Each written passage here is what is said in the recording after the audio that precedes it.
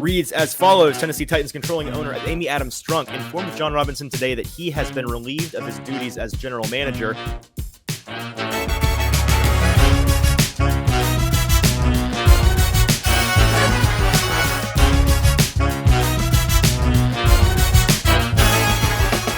Welcome into this special emergency version of the Hot Read podcast. I'm your host, Easton Freeze, director of published content at BroadwaySportsMedia.com. We're also brought to you by the 440 Podcast Network. I'm joined as always by producer JT.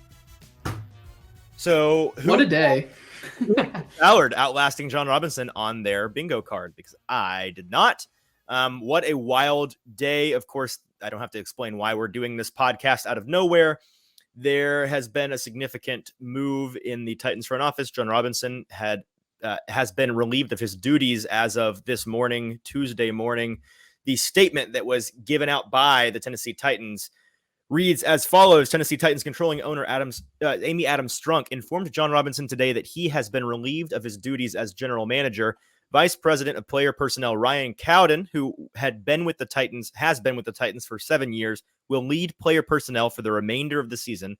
Preliminary work for a new general manager will begin shortly, and a comprehensive search will begin once the season is complete. The statement from Amy Adams Strunk reads as follows. Since becoming controlling owner in 2015, my goal has been to raise the standard for what is expected in all facets of our organization. I believe we have made significant progress both on and off the field through investments in leadership, personnel, and new ideas.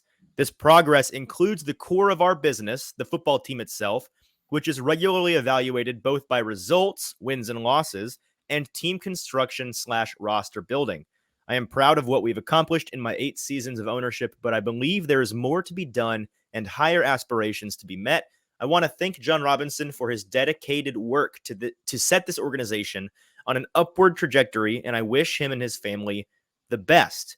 Now, a lot to break down here. I'm not going to spend much time, JT. We're not going to spend a whole lot of time talking about just how shocked and surprised we were, because you're going to get that on every other program that you watch or listen to today. Of course, it's shocking. Of course, nobody saw this coming. However, there are a number of key things that have cropped up throughout the afternoon, or thoughts that I've had, or things that I think this tells us about this team and about where they're headed, that I want to go over. Some things that I think you aren't going to get when you're listening to the local radio or other podcasts. First of all, Ryan Cowden, the new functional GM, he's not got a title change. He remains the vice president of player personnel, but he was Jon Robinson's second-hand man, and he will assume the GM duties for the remainder of this season. He and Monty Ossenfort were guys on this Titans staff in the front office who for a couple of years now have gotten buzz in the offseason as potential new GM hires around the league. They both have taken meetings. They both have taken interviews and ultimately not gotten those jobs. But those are two guys, if you're looking at the Titans potentially elevating a guy, promoting a guy from within to be their new GM going forward, that you probably want to have circled. There will also, by the way, be an article out on Broadway Sports Media later this week from, I believe, our friend Justin Mello, talking about potential internal candidates that you'll definitely want to check out. The other guy that I think is on the board, I'm not nearly as strong on him potentially being the guy as many are. Mike Herndon, I know, is really banging the table for the not wanting this guy to be the GM, but thinking this is a very real possibility that people need to consider. It's John Stryker. He's the right-hand man to Mike Vrabel. He's the guy that in Mike Vrabel's acceptance speech last year for his Coach of the Year award, he thought he went up and he thanked his family. He thanked Amy Adams Strunk.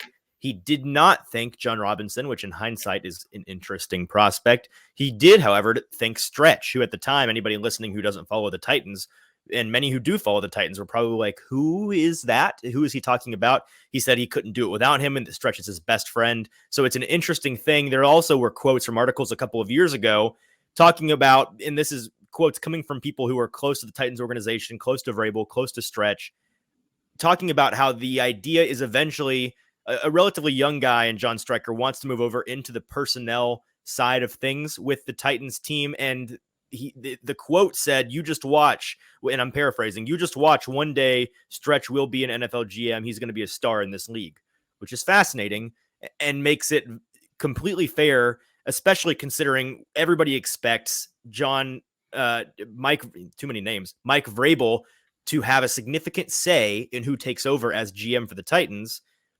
If he has a big say in this, I think Stretch is very much on the table as a potential guy to fill that role. Now, will it be the right move for the Titans to hire from within?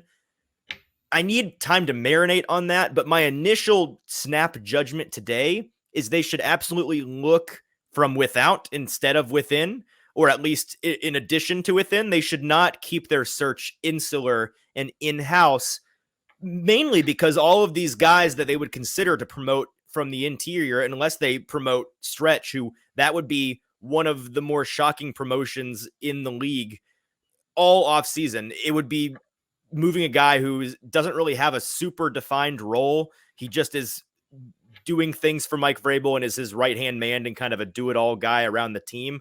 Taking him, moving him to the player personnel side, which is entirely different from what he's been doing, and then elevating him to the very top of the ladder. And he's also very young. He's not been in the league for a ton of time. So that would be a surprising move.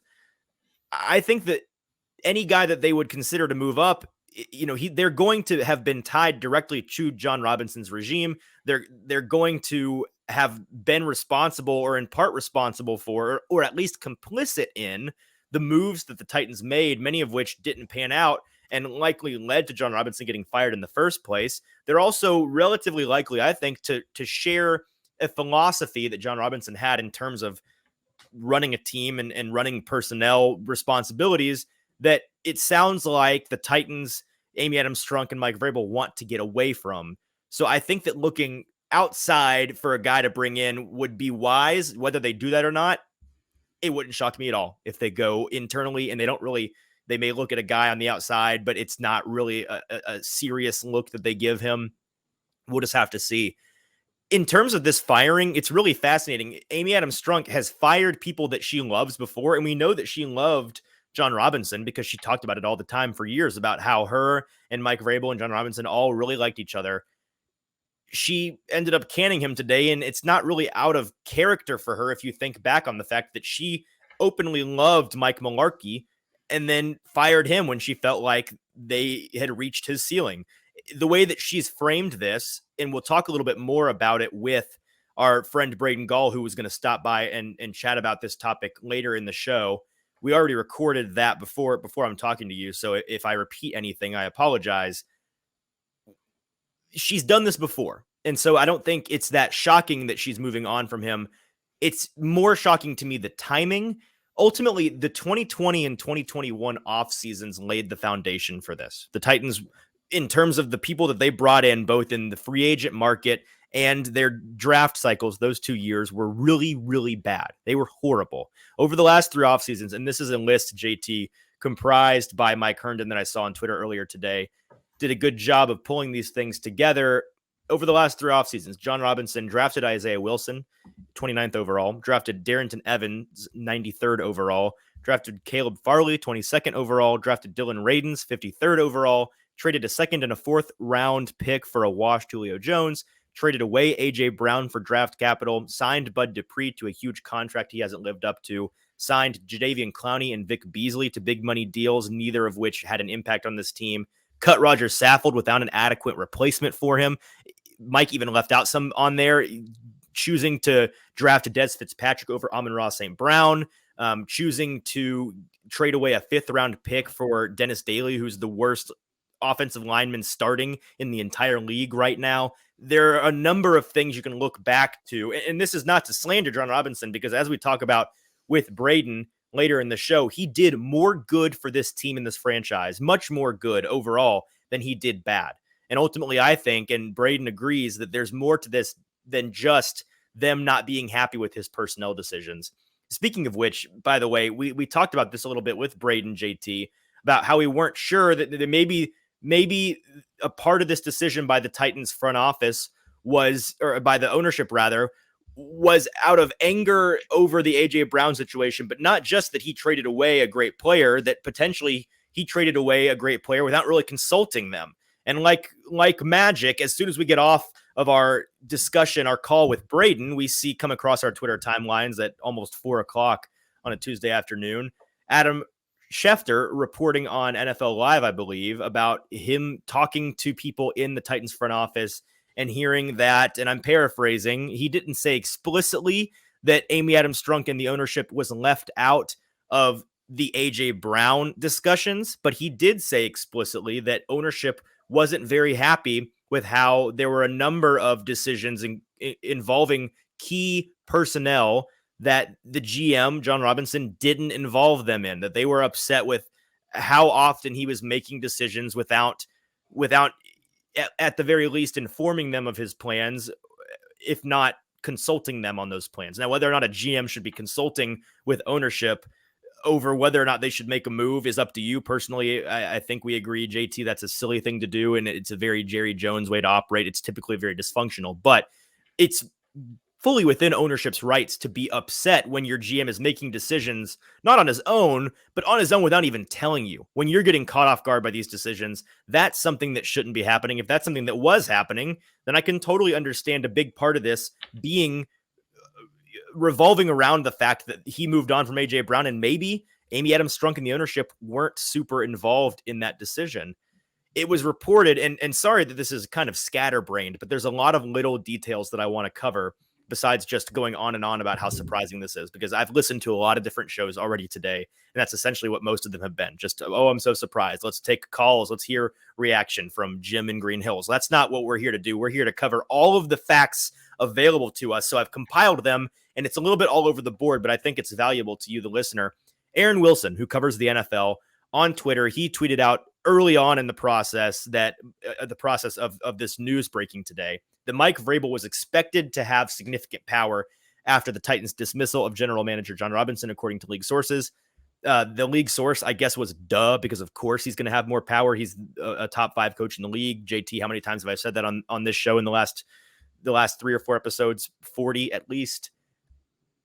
How much power he has over that is an interesting conversation, and I think that will bear itself out over the coming weeks. We'll see with this GM search, but even before then, I don't really think the GM search is going to begin in earnest until closer to the offseason. I think, JT, we're going to see just how much maybe Jon Robinson and Mike Vrabel disagreed on some of these personnel decisions based on whether or not you see some Titans personnel either cut, waived, moved to the practice squad, moved up from the practice squad, signed off the street. If they start making moves at a higher rate than they had been, I think that'll be a pretty good indicator that, maybe Cowden had different ideas in his head on how to run this team than Jon Robinson. But ultimately, if there's different decisions being made, I think that you can reasonably expect those to be coming from Vrabel, right?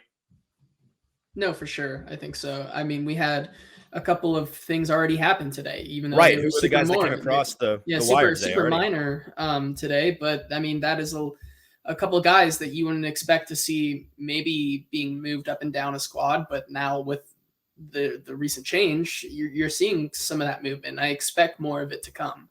Can you, by the way, pull up those couple of guys that the Titans? Yeah, for sure. Moved? I think one of them was Carter for sure. Yes, one was Torrey Carter, the fullback, who'd been a starter for this team, had been on the active roster for much of the year. And then was it Sam O, I believe, the pass rusher? Yeah, so Sam O also released. He played for the Titans last week, and a couple of weeks this year he's already played for them.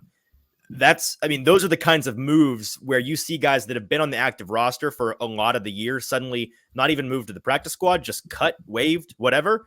That's a good indicator that there was some internal disagreement on some of these personnel decisions. And ultimately the guy in charge of personnel, the GM, Jon Robinson, was having the final say. And now that Mike Vrabel has not full GM power, but he definitely has more say in that department over who to and not to have on the roster, there was some disagreement there. That's a good indicator of that. I think that this move only solidifies the idea that Mike Vrabel is going nowhere, which again, my source on that is because we talked about this at length the other day.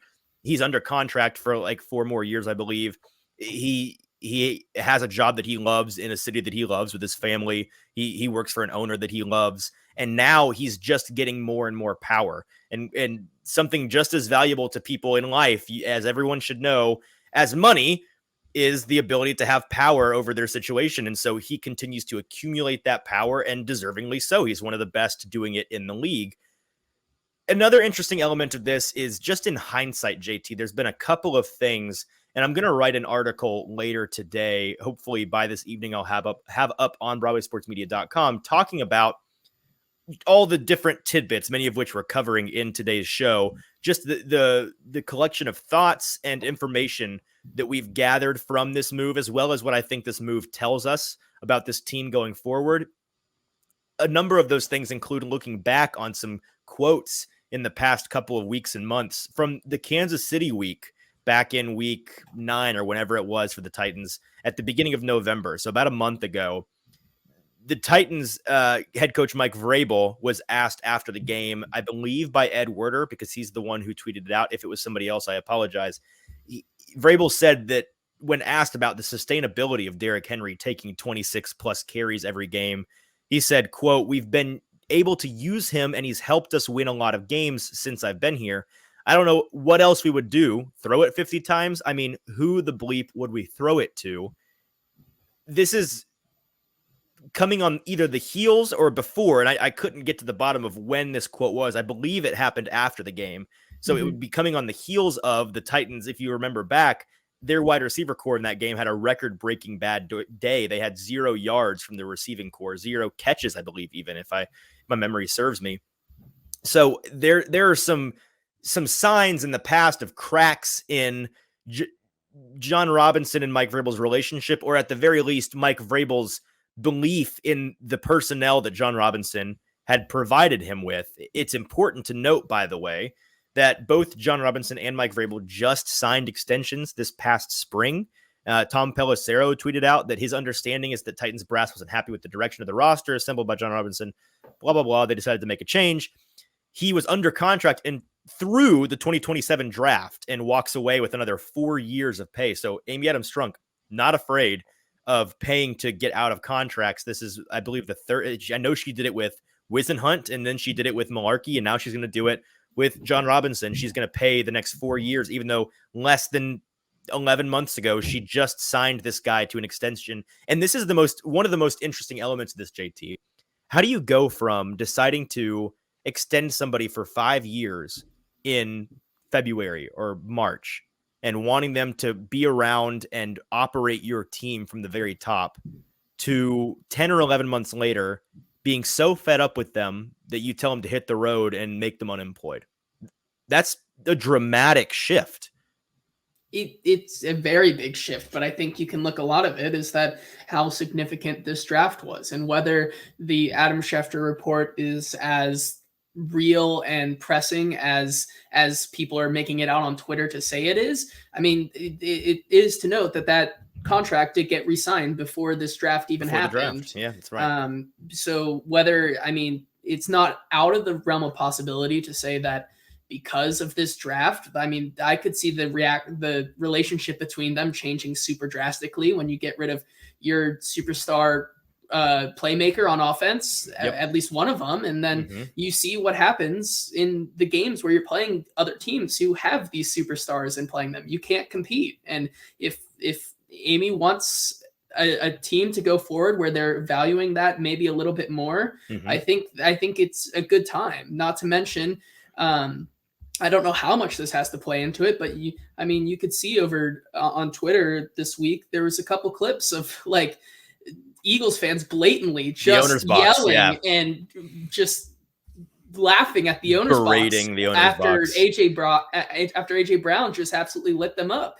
I mean, I think that's a very personal stance to take if she used that as something to go over the line. But you got to think that she's thinking that maybe some of these fans are right. And yeah, we kind of gave away this guy, and that's not the direction we want to take this team. Well, and if it's true that she wasn't consulted, that's just salt in the wound, right? Because she can be sitting there thinking, yeah, I know it was a mistake to trade away this franchise player. Also, I didn't make that mistake, so it's even more painful because I agree with you all making fun of me that it was a stupid decision. I don't think it's stupid in hindsight, and I made it. I didn't make it. We don't know if that's true, and ultimately that Eagles game last weekend was a total microcosm, and we talked about it after the game. of all of the things that Jon Robinson had fallen short of, despite all of his positives that he brought in the GM role and how well he had done for the Titans as a GM, his shortcomings accumulated in this perfect storm, horrible storm for Jon Robinson this past weekend. You saw the guy they trade away in AJ Brown light them up. It's not really fair that Treylon Burks didn't get to play the majority of the game, but it's just the way that the cookie crumbles. You saw the offensive line get slaughtered and be just untenable. And that's a big part of that has been the misses from Jon Robinson. It was a lot that had gone wrong in that game that you could, these 7 different things that went wrong, you could tie them all directly back to Jon Robinson. And it was just a bad look. Now, Titans fans should hope that this weekend's result had as little to do with this firing as possible, because as we talk about with Braden in a couple of minutes, that would be the dumbest decision ever to let one game, one grudge match against a former player inform your decision to fire your GM who'd been winning and had never had a losing season and was about to go back to the playoffs for the fourth straight season rather. So that's something that I think we'll maybe find out more about in the coming days. A couple of other little things, and just to wrap that up with a bow, whatever ended up happening, clearly Jon Robinson's favor with ownership went from really great in February to very terrible extremely quickly. And I think figuring out what happened between that extension and this firing, those 10 or 11 months will be key to us figuring out just what went wrong here. Another element of this move that I think we can say with certainty now, frankly, is that Jeffrey Simmons is going to get the bag and remain with the Titans. It's a tangential point, but I think it's a valid one. There, without a shadow of a doubt, he's going to remain with the Titans for the foreseeable future, just because whoever the new guy ends up being, he's not going to be blind. He just saw what happened to Jon Robinson in at least partly responsible for his firing, the fact that he moved on from a franchise playmaker like AJ Brown. He's going to see that and then definitely not make the same mistake with his first major move in his tenure. He's going to have the responsibility of figuring out these guys to re-sign this draft class of Nate Davis and Jeffrey Simmons and Amani Hooker and all of these guys, David Long Jr., who need re-signing, with Simmons being at the very top of that and being the most expensive of those guys and being the guy that I think the fan base would be the most upset about letting walk. He's not going to make that same mistake that Jon Robinson did, whether right or wrong, whatever they end up paying Jeffrey Simmons, it may ultimately be the wrong decision, but he won't be the one to take a gamble on letting him walk after what he just saw happen to Jon Robinson in relation to what he did with AJ Brown. So that's something that I guess Titans fans can look at as a positive, that Jeffrey Simmons is definitely staying around. The biggest question in all of this, JT, is the timing of it, right? Not that it did happen. I think that based on how the season was going, it wouldn't have been shocking if Robinson was let go in the offseason. But the timing of it right now, with week 14 on the horizon and 5 games left to play, why do this now? What good does it do? And we talk about this with Braden in a second, so I won't repeat myself, but something that I think is fair to point out is when you ask what good does this do to make the decision now, my initial counter is what bad can it do? I don't see this being a move that can hurt the Titans this season in any significant way. I think that they just get ahead of the head coaching or the GM recruiting hiring cycle. And so that's a good thing. You're first in line. It also allows you to sync up your new guy with the scouting cycle. We talk about that with Braden. But the other thing here is just how much do we think this is going to impact the Titans this season? And ultimately, I think anybody that tells you it's going to have a significant impact on them is wrong. I put out a poll earlier today, JT, on Twitter, asking how will the firing of Jon Robinson impact the Titans locker room? The options were negatively, positively, or it won't impact them. Only 12% of people at the time of us recording this out of 500 votes said that they thought it would affect the locker room negatively. Half of you, about 42%, said it would affect them positively, which I don't know how that exactly would happen because there's nothing to indicate that the locker room had any disdain for Jon Robinson. This won't be a thing where you see a head coaching firing bump from teams that, fire their head coach in their first game under the new guy really show out for him. That's not going to be a thing with this firing of Jon Robinson. You don't see that with GMs really at all.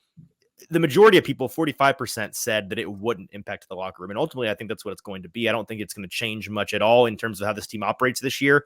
If anything, in the short to mid-term, what it's going to impact in this 2022 season for the Titans, maybe nothing, but at most, it will impact just who they bring in personnel-wise. If Mike Vrabel has more say, which we believe he will, over who the Titans bring in, and you might see some churn at positions that hadn't been churning before. Left tackle is the first that comes to mind. Perhaps they start bringing in a number of different options. They go and they look for the best left tackle option on practice squads out there and try to sign him away or put in a waiver claim for somebody that's out there just to see if they can get somebody in the room who's better than Dennis Daly. So there's a ton to unwrap here. Let's get into, JT, our conversation with Braden here in just a moment before we do, and that'll be the last part of today's episode before we leave you for the next couple of days. We'll be back on Friday as usual. I just got to point out all of our important details here. Most importantly, it's a video show on YouTube, this show. You got to go and check out the YouTube, Broadway Sports Media on YouTube. Go subscribe to Broadway Sports Media, and then you can get the video version of this show, see our pretty faces and all of our great graphics. You can also get other video versions of our shows at BroadwaySportsMedia.com on there, so go and do that. If you are a business owner in the area that is interested in potentially advertising with Broadway Sports Media, please reach out to us via email or social media. We'd love to have a conversation with you on how to get your product advertised in front of our thousands of listeners and viewers on our website each and every day, as well as our hundreds of thousands of listeners and viewers on social media. That being said, I think I've covered all the things I need to cover. Let's get to our conversation on Jon Robinson with owner of 440 Sports Media Group. It's Braden Gall. All right, let's welcome in friend of the show, part owner of the show, technically owner of 440 Sports, Braden Gall. Welcome back to the show. It's been a little bit since we've had you on. We had such a slow news day today. We figured we'd fill in some time with an old friend. No, of course, we're talking about Jon Robinson and the Titans making one of the most surprising moves. I guess the most surprising move that they've made since Jon Robinson traded away A.J. Brown on draft night in the spring. I wanted to talk to you specifically about one element of this move, but I first wanted to get your 10,000-foot view. What's your take on this decision by the Titans? Yeah, that's a loaded one there, Easton. Good to be with you guys. I think shocked is pretty fair. I think people in and around the team are pretty shocked by this. I think media is pretty shocked by this. I think the fans are pretty shocked by this. I think the only people that are not shocked by this are like the 8% of Twitter of Titans Twitter that was, angling for him to be fired because he made one bad first-round draft pick like 4 years ago. Yes. I think they're the only people that are not surprised by this. To me, this is all about calculated risk by Amy Adams Strunk. She thinks they can win more, that they can do better. And if you're going to make a move like this, which to me, the timing is the most interesting part. It makes absolutely no sense to do it at this point of the season. I don't think it buys you anything unless there's maybe a deeper story here, which I think we'll get into. It just was pretty shocking. I mean, again, this team was an afterthought in every sense of the word to the NFL world, to the media, to the fans, to the people that watch the game. They were 5-27. They were irrelevant. And they had a coach that nobody liked ever. And he was brought in, and all he did, and I saw, and like I did radio shows with like Rashad Johnson and Ben Jones and Rashard Matthews and a lot of those guys on those first couple of teams that Jon Robinson put together. Yep. Those rosters were pathetic. Really bad. And for him to have rebuilt, completely overhauled the roster, DeMarco Murray trading the number 1 pick, drafting Derrick Henry and Kevin Byard, and like you can go on and on down the list. The reason they have 7 straight winning seasons, the reason Mike Vrabel is the head coach, the reason they went to the AFC Championship game, the reason they've won the division and they're the defending number 1 seed, the one person who's had more influence on that on anybody else, including Mike Vrabel, is Jon Robinson. So clearly this is a huge risk. They think they are shooting for a very tiny target above Jon Robinson with the next hire for this position. This is like the margin for error on hitting the bullseye above Jon Robinson is very, very small. And they're saying we can do it. And if they can do it and they think they can, awesome, go for it. I wish them the best of luck, and hopefully they do it. Statistically, what's the probability that they find a better general manager than Jon Robinson? Statistically, that's a pretty low probability. Maybe they can do it.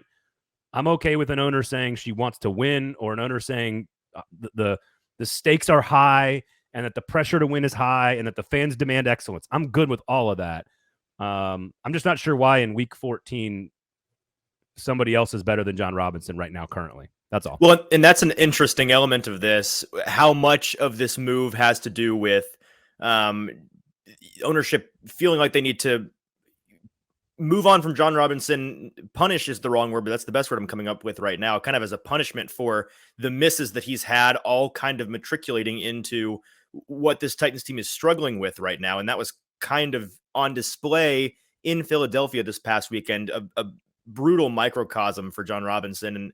And ultimately, I think that it's impossible to look at this move and the timing of this move and not think, Amy Adams Strunk comes out and is talking about how she's essentially trying to frame Jon Robinson as the Mike Mularkey of this team, in the sense that she sees him as the guy who took them from irrelevance to relevance, but she thinks that now they've reached their ceiling and she's moving on and trying to do bigger and better. And if that's her framing, that's great. It's a good PR spin. Maybe she really believes that. Maybe it's what they will really do. To your point, easier said than done.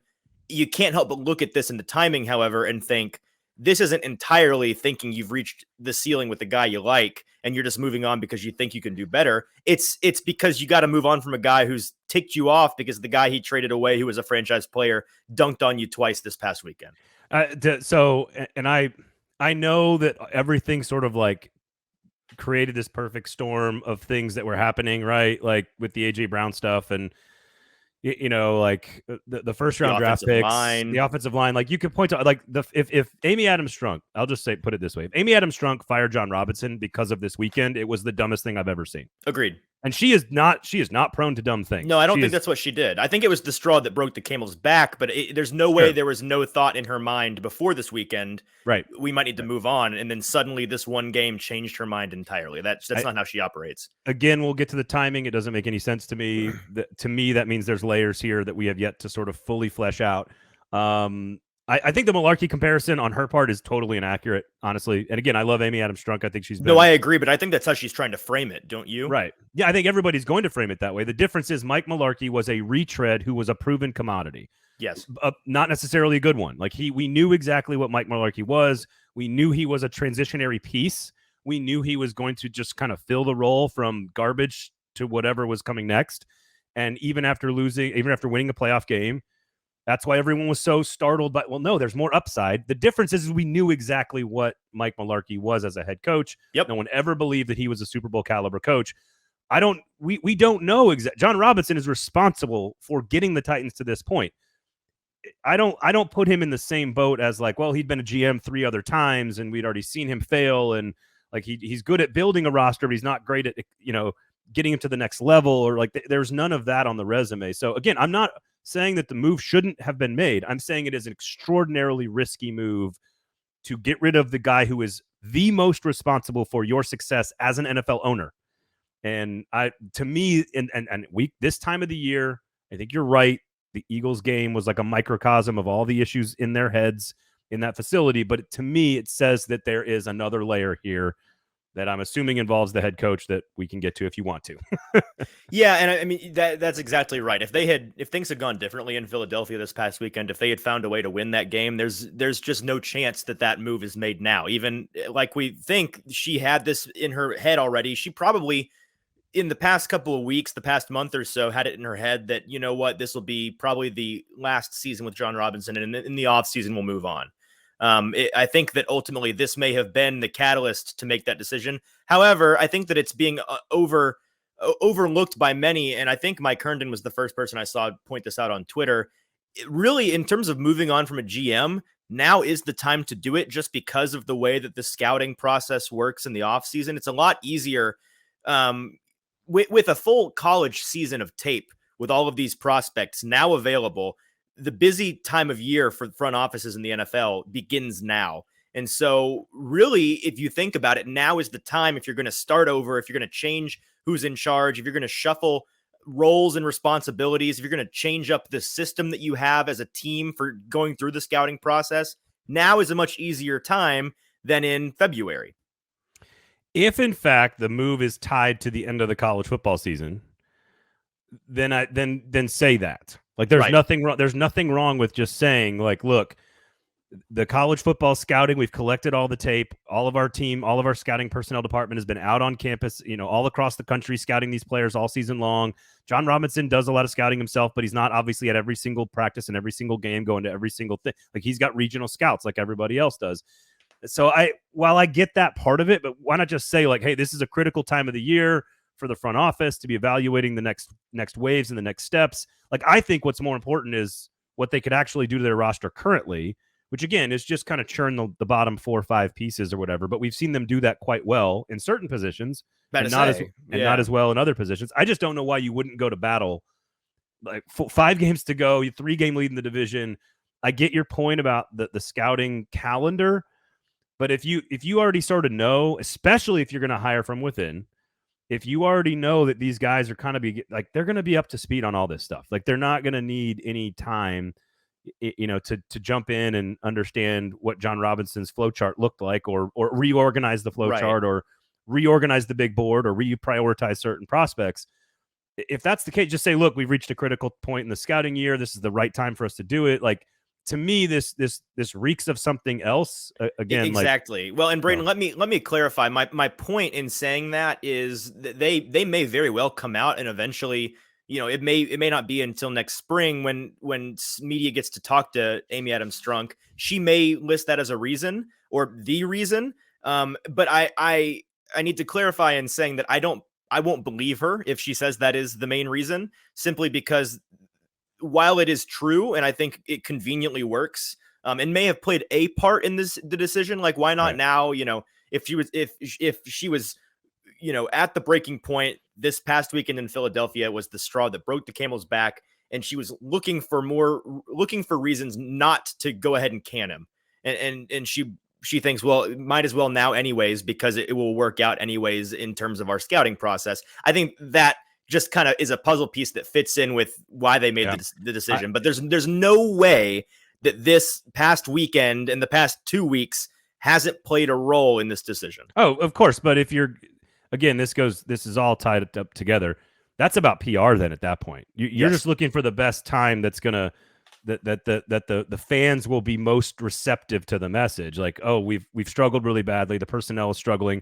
If Treylon Burks doesn't get hurt and has 8 catches for 122 yards and 2 touchdowns, even though they lose, are we having this conversation? Because the fans would then be like, no, look how great the trade was. So I just, to me, it is, if it is a long-term big picture decision by the ownership, which is hopefully what it was, and not a short-sighted quick twitch reaction to 2 bad games.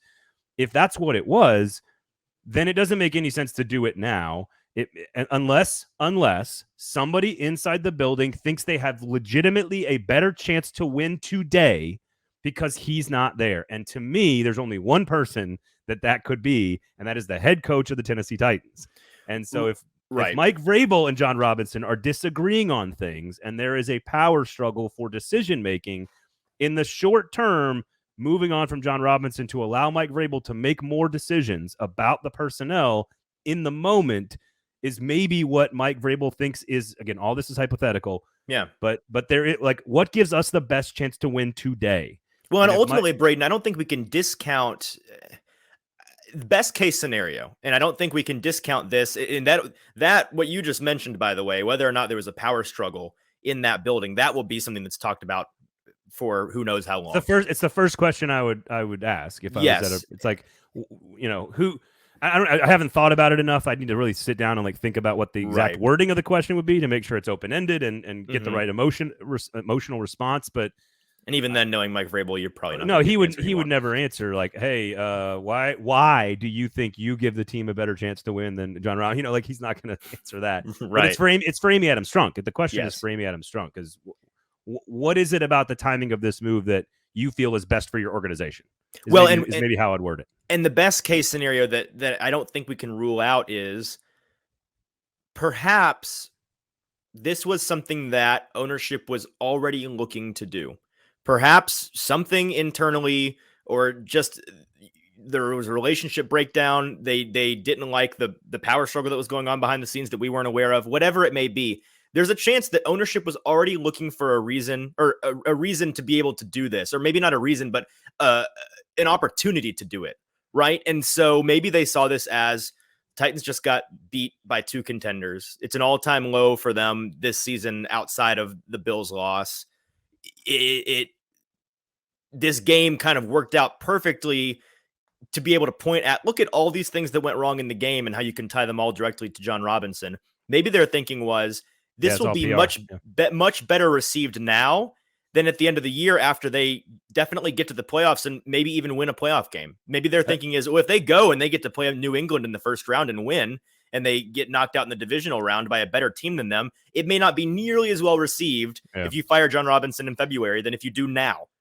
Let's go down. The tough part about this for Titans fans is that no matter which one of these paths you go down, it does not really give you a ton of confidence. That's the problem. Like, okay, let's say it's the straw that broke the camel back and they were going to fire him and they wanted to make a move in the offseason. Well, then you should have had the stones to do it then. Yeah. If it's a power struggle, they extended him in the offseason. So clearly the relationship deteriorated so quickly because in this one calendar year, in the span of 10 months, they went from giving him a 5+ year extension to telling him to hit the road. Yeah. And so if it is a power struggle behind the scenes, that's a concern. There's no way. What I think is interesting is sort of the analysis of Jon Robinson's tenure. I think that's a really actually very interesting thing to do. And it's impossible to look at this team and what they've accomplished over a 7-year period of time and give anybody else any credit other than Vrabel and Robinson. But Robinson was pre-Vrabel and responsible for Vrabel. So yes, I think you have to, like, this if you put together the 10 biggest moves that have created Titan success over the last 7 years, every single one of them is Jon Robinson's brainchild. Trading for Ryan Tannehill and getting the Dolphins to pay for half of it. Trading the number 1 pick to then end up with Derrick Henry and Jack Conklin and Kevin Byard. Trading for DeMarco Murray for nothing. I mean, you can go down the list of things. Yes, there's some busts, as there are with every free agent signing class and every draft class. But the entire roster right now is loaded with people that Jon Robinson put together for Mike Vrabel. It doesn't mean that they couldn't be better. It doesn't mean that they're making the risky move to go hire somebody else. But don't tell me he's done a bad job. This team was 5-27 when he took over, and so yes, no matter which one of these, that's why I think that it is so much deeper than look at this roster he's built right now. It's not good. Let's get rid of him. There was a much more significant reason, whether it was a power struggle or a philosophy issue that they just didn't see things eye to eye, the ownership and the coach and the GM. There was something there that had to do more than with, the roster right now just isn't cutting it. And if you want to point to moments in time where you think maybe that relationship soured or Jon Robinson's ability began to deteriorate, or pick a thing that you might use as like a reason to move on from him. If you want to say the 2019 AFC Championship game, which by the way came out of nowhere because Jon Robinson went and acquired Ryan Tannehill, correct? That's the reason they accomplished that. Well, if that's the turning point and he hasn't been able to sustain since then because some of his draft picks have been questionable since then, that's fine. But then you have to explain to me why the team continued to get better every year and why they were the 1 seed last year. If he's not able to sustain from last year, then you're talking about a 12-game sample size filled with a bunch of injuries, and you're saying that's the reason he's not good enough. Like, I want to know why he wasn't good enough, and what are you shooting for above him explain to me what it is we're missing that you're looking for. And if it's personnel, that's fine. Just say the personnel has gone downhill for a couple of years. Well, and clearly the idea from ownership is the explanation as to why the Titans continue to be successful since the AFC Championship game, despite some misses on personnel.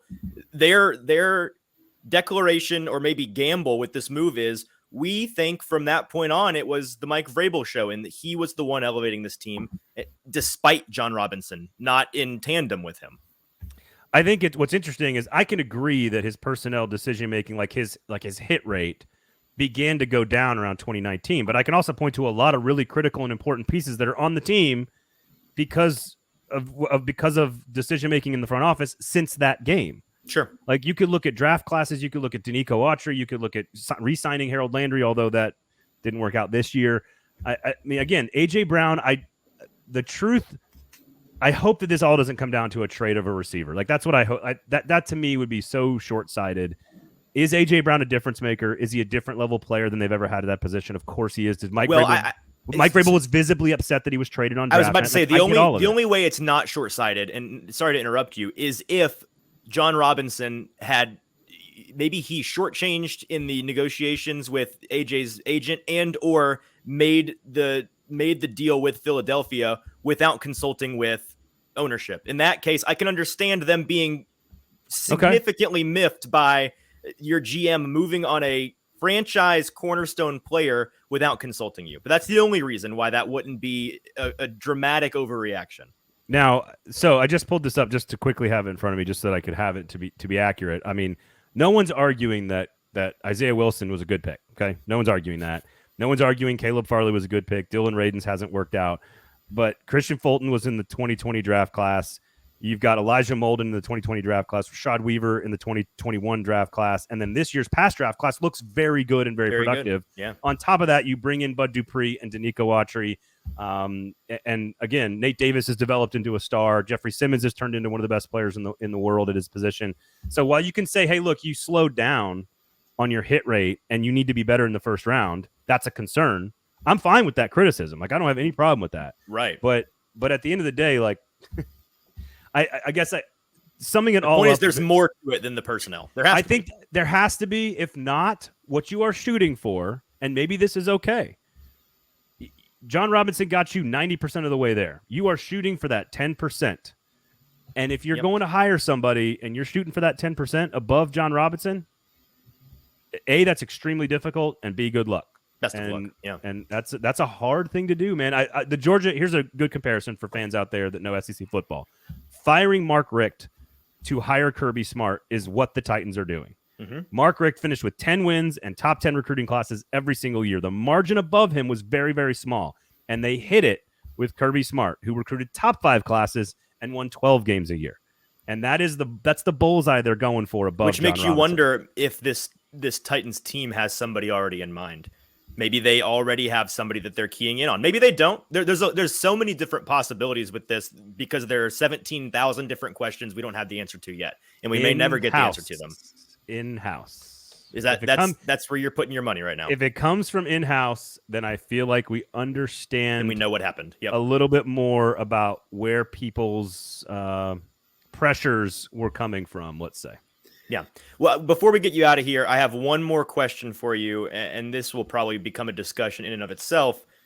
We've seen from this Titans team not a power struggle, but a back and forth between the people who make the decisions in the building and fans who support the team financially and follow the team.